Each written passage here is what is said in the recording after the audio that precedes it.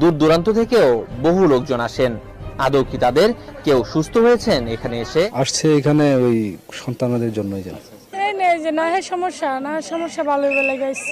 আমি আগে আসছিলাম শ্বাসকষ্টের জন্য, এই পানি ভরা তেল ভরা নিয়েছি, আমি নিজে খাইছি, উপকার হয়েছে, ভালো হয়েছে। এই আমার চিকিৎসা আমার কাছে যেই নিবেন আল্লাহর রহমতে 24 ঘন্টা একবারে নগদ চিকিৎসা শুরু।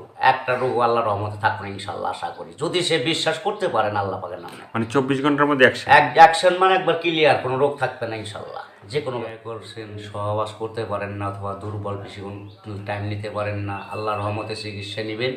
আপনি 4 ঘন্টা নাই 5 ঘন্টা নাই, সবসময় আপনি এইভাবে থাকতে পারবেন, স্বামী স্ত্রীর মতো আপনি মিলন থাকতে পারবেন, কোনো অসুবিধা নাই।